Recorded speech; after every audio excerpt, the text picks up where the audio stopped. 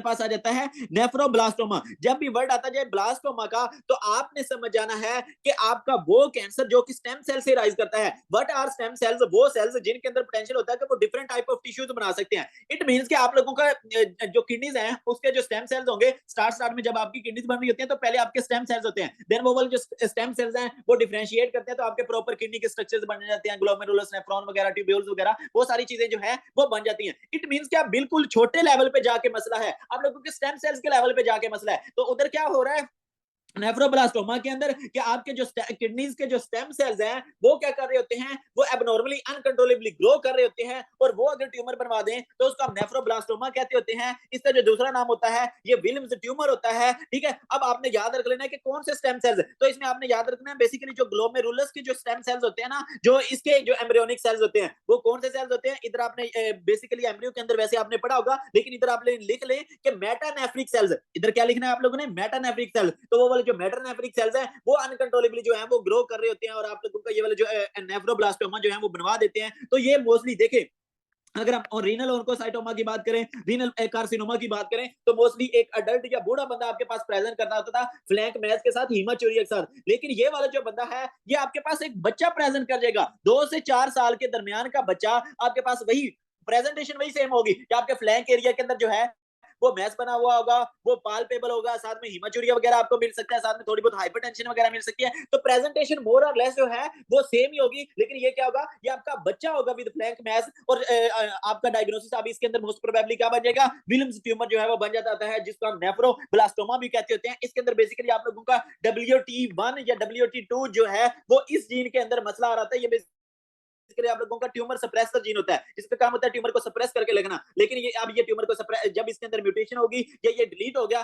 तो उस केस में अब ये ट्यूमर को सप्रेस नहीं करके रख सकेगा। तो जाहिर सी बात, अब आप लोगों के जो सेल्स हैं वो अनकंट्रोलेबली ग्रो करना शुरू कर देंगे। आप लोगों के जो मेटानेफ्रिक सेल्स हैं, आप लोगों का जो मेटानेफ्रिक ब्लास्टीमा होता है वो एबनॉर्मली अनकंट्रोलेबली ग्रो करना शुरू कर देगा, और वो बच्चों के अंदर ये वाला जो कैंसर है वो बनवा देता होता है, जिसको हम विलियम्स ट्यूमर कहते हैं। और ये वाले जो जीन्स होते हैं ये बेसिकली आप लोगों की क्रोमोसोम नंबर 11 के ऊपर होते हैं। अब इसी तरह मतलब हमारा ये जो विलियम्स ट्यूमर है ना, ये काफी ज्यादा सारी मतलब सिंड्रोम्स के अंदर होता है। ठीक है, मतलब और भी हमारे पास सिंड्रोम्स हैं जिनके अंदर विलियम्स ट्यूमर भी हो रहा है, और साथ में भी चीजें हो रही होती हैं। जिन लोगों ने एनआरई करना है उनको ये याद रखने की जरूरत नहीं, जिन लोगों ने एमएलई करना है उनको ये याद रखनी पड़ेगी। इसमें हमारे पास एक आ जाती है वैगर कम्प्लेक्स। वैगर कम्प्लेक्स को हम कहते होते हैं कि मैं कहता होता हूँ गोल चीजों का मसला। अब गोल कौन सी चीजें, आपको पता है कि किडनीज भी काइंड ऑफ गोल है, तो इधर का ट्यूमर बन रहा है। उसके बाद आपका जो आइरस होता है, आइरस आंख का आइरस, जो कि आप लोगों का पिगमेंटेड एरिया होता है आंख का, ठीक है, तो वो भी काइंड ऑफ गोल से ही होता है ना। ठीक है, तो इधर मसला हो जाएगा, आपका जो आइरस है वो हो गई नहीं, तो इस बंदे के अंदर आपको विलियम्स ट्यूमर तो मिलेगा। ये जो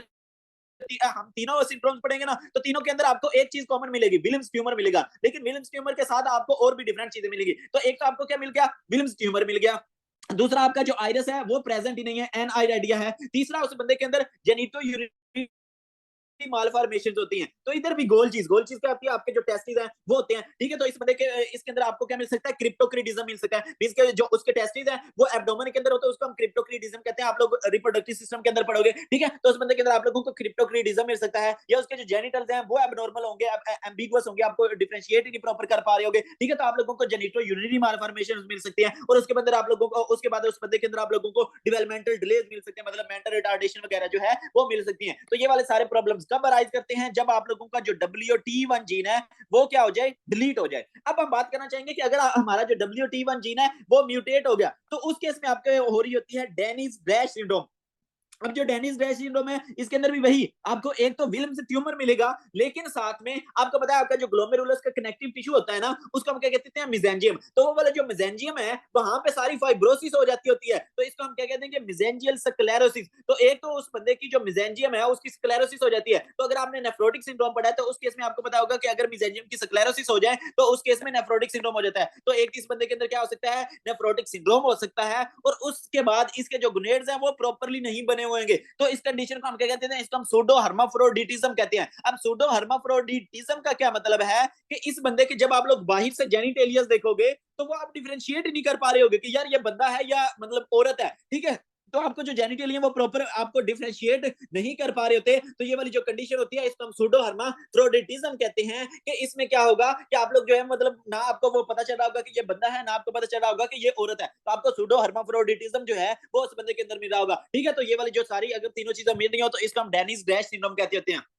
देन हमारे पास आ जाता है कि अगर आप लोगों का जो W2 जीन है, WT2 जीन है, उसकी म्यूटेशन हो जाए, तो उस केस में आप लोगों को बैक विथ विडमैन सिंड्रोम हो रही होती है। इसके अंदर भी वही आपको क्या मिलेगा, विलियम्स ट्यूमर मिलेगा। तो इसमें आपने सिंपल अगर एक वर्ड आप लोग याद रख लो तो आपका सारा इधर से मसला हल हो जाएगा कि इसमें जो है वो ओवर ग्रोथ हो रही है। बैक विथ विडमैन सिंड्रोम के अंदर क्या हो रही है कि ओवर ग्रोथ डिसऑर्डर है, जिसमें आप लोगों की जो चीजें है ना वो बहुत ज्यादा ओवर ग्रो कर रही है, आपके जो ऑर्गन्स हैं वो बहुत ज्यादा ओवर ग्रो कर रही हैं। ठीक है, तो ऑर्गन्स अगर बहुत ज्यादा ओवर ग्रो करेंगे तो ऑर्गन्स बड़े हो जाएंगे, ऑर्गेनोमेगैली हो जाएगी, आपकी जुबान बड़ी हो जाएगी जिसको हम मैक्रोग्लोसिया कहते होते हैं। ठीक है, उसके बाद क्या है कि आपके कोई लिम्ब जो है वो बड़े हो जाएंगे, कोई लिम्ब जो है वो छोटे होंगे। फॉर एग्जांपल उसका एक हाथ जो है वो लंबा होगा, दूसरा जो है वो छोटा होगा, तो इसको हम कहते हैं हेमी हाइपरप्लेजिया। हेमी हाइपरप्लेजिया क्या कि आपकी one side of the body जो है वो बड़ी हो रही है, जबकि जो दूसरी साइड ऑफ द बॉडी है वो छोटी हो रही है। तो इसके अंदर आपने सिंपल क्या याद रख लेना है कि विलियम्स ट्यूमर के साथ चीजें जो है वो बड़ी हो रही हैं। इसके अंदर आपने याद रख लेना है कि आप लोगों के जो मिजेंजियम है उसकी स्क्लेरोसिस हो रही है और बंदे जनानी का हमें फर्क नहीं पता चल रहा।